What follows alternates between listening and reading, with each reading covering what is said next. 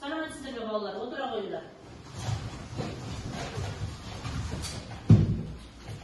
Al ballar, biz aldığımız sabahta, ya, toyga sarkıt, jetada және suyuшу туралы өттік.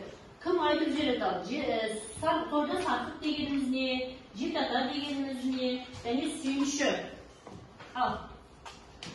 Dinlez бастырып. Suyucu degенimiz bir adam boşangan кезде немесе жаңадан дүниеге нәрсе туған кезде suyucu айтады. Жақсы. Jetada туралы кім айтқысы келеді? Кім? Балалар. Аяжан айта ғой.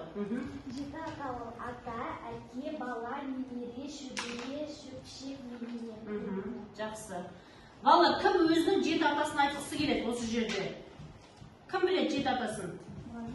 Нұзат айта ғой. Әйтеке, Қойгүл, Жәрменке, Әбсаттар, Ибрахим, Медет, Мұрзат. Жақсы, рахмет. Енді балалар, тойдан сарқыт. Тойдан сарқыт дегенде қалай түсінеміз? Кім айтады? Айзада. Тойдан сарқыт деген үлкен адамдар тойға барғанда балаларына немерелеріне тойдан сарқыт келеді. Жақсы, рахмет балалар. Яғни бұл балалар біздің алдыңғы өткен сабақтарымызға қысқаша шолу, е? Енді балалар қараңдар, сендердің алдыларында сурет тұр, е? Көріп отырмыз ғой, е? Бұл сурет арқылы, яғни бүгінгі біздің сабағымыздың тақырыбы қалай деп ойлайсыңдар? Кім айтады? Қол көтеріп, Әсем айта ғой. Қазақтың дастарханы. Мына суретте сен не көріп тұрсың, Әсем айта қойшы? Қазақтың ұлттық тағамдары, қазақ мемлекетінің дастарханы. Жақсы, рахмет. Отыра қойыңдар. Балалар, бүгін бізде сабағымыздың тақырыбы қазақтың дастарханы. Яғни біз қазақ тілінен 8-ші бөлімде өтіп жатырмыз. Қазақ халқының әдет-ғұрыптары және салт-дәстүр наурыз деген бөлімдегі тақырыбымыз қазақтың дастарханы. Балалар, бүгінгі күнді жазамыз, дәптерімізді ашамыз, барлығымыз тақырыпты жазыңдар. Наурыздың 14-і сынып жұмысы, тақырып қазақтың дастарханы, үстеу, оның ішінде мақсат үстеуі.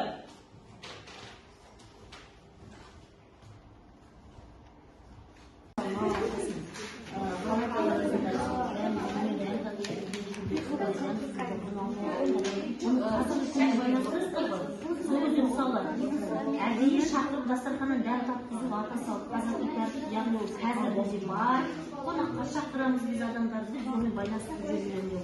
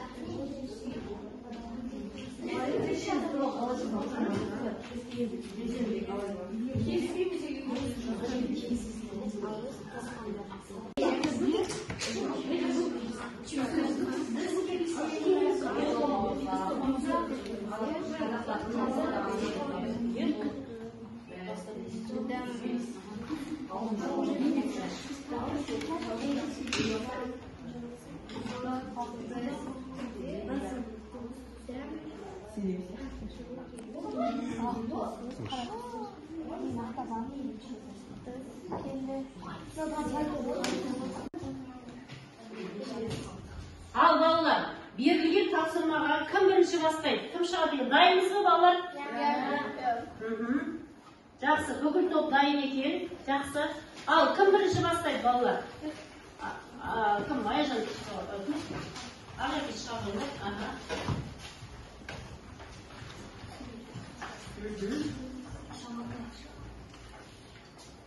Біз келсеңіз қазақтың салт дәстүрімен алыстан келген көршілер, алыстан көршілер келгенде амандасып төрге шығыңыз, дәм татыңыз, ауыстыңыз деп нан немесе бауырсақ әкеліп ауыстыңыз. Бұл жерде үстеу алыстан келген. Жақсы, рахмет балалар, е? Дұрыс. Келесі, отыра қойыңдар. Жақсы. Сұрақ бар ма балалар?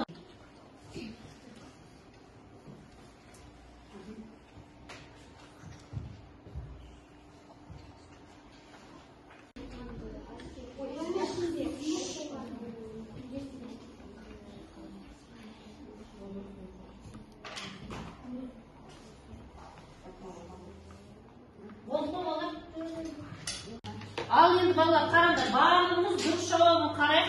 Кімде дұрыс жасылды көтереміз, кімде қате кетті қызылды көтереміз. Қызыл белгіні. Үшінші топ сіздерде барлығында дұрыс па? Көтереміз. Бізде екі балада қате екен. Жан, сенде қай сұрағы қате болды? Екінші сұрақта қате кетті. Сен, яғни бұл жерде мақсат түзеу бар деп жазып қойғансың, е? Жоқ деп, е? Жақсы.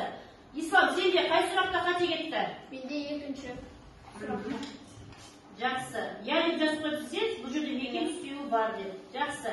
Енді балалар, қараңдар, дәптерге барлығымыз мақсат түзеу деп жазамыз.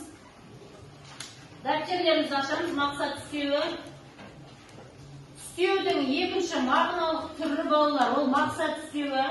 Қимыл іс-әрекеттің мақсатын не үшін істелетінін білдіретін мақсат түзеудің түрі.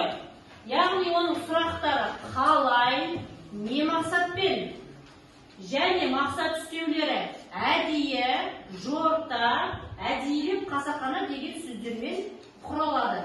Мысалы қараңдар, осы ғаламтор жүйесін әдейі таңдады. Яғни ол не мақсатта таңдап тұр осы ғаламтор жүйесін? Әдейі таңдап тұр, е? Мысалы қасақана Арман сабаққа келмеді. Ол не мақсатпен сабаққа келмей отыр ол? Семантикалық картаның дұрыс қатесін тексерейік.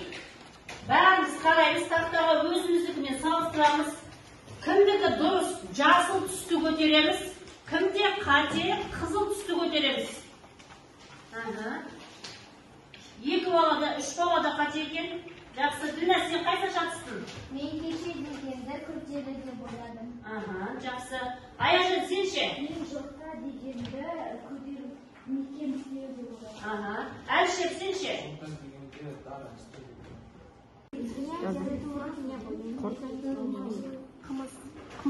Беш бармақ. Наурыз көже. Беш бармақ.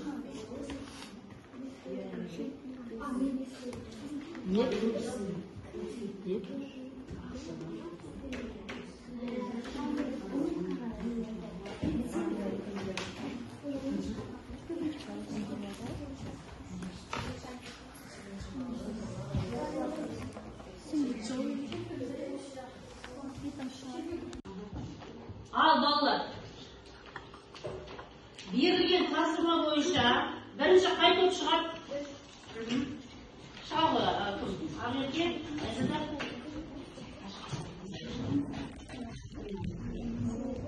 Тыңдаймыз балалар. Сұрақтары болса қоюға болады, толықтыруға болады.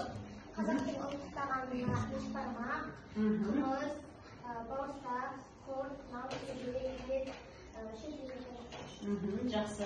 Балалар, түсінікті ма, сұрақтарың бар ма? Жоқ. Жақсы, рахмет, отыра қойыңдар. Келесі екінші топтан кім шығады? Шыға қойыңдар. Аяжан, Әсем.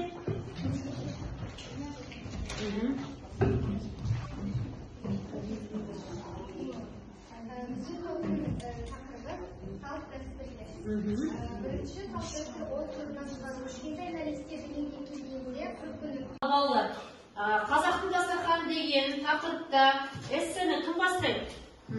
Ақерке, оқи ғой. Қазақтың дастарханы баяғы заманнан бері осы күнге дейін жеткен дәстүріміздің бірі мен бірегей келген қонаққа дастархан жаю. Бұл дәстүр тек қонақжай қазақ халқына ғана тән. Дүние десем артық айтпаспын, себебі үйге қонақ кісі келмесін, ең болмаса нан ауыз тиіп кету керек деген ұғым санамызда бала кезімізден қалыптасқан. Жақсы, рахмет. Екінші топтан. Аяжан. Қазақтың дастарханы үнемі бай келеді. Дастарханға сүт тағамдардан айран, сүт, қаймақ, қымыз, шұбат, ірімшік, май. Ет тағамдарынан қазы қарта, жол жая, шұжық, қойма. Жақсы. Үйге осы беттегі 5-ші тапсырма, яғни дастарханға берілетін бата түрлерін жазып және жаттап келесіңдер. Әрқайсысы келесі сабақта бір-бір бата сұраймын әрқайсысынан. Түсінікті ғой, е? Жақсы, рахмет балалар, сау болыңдар.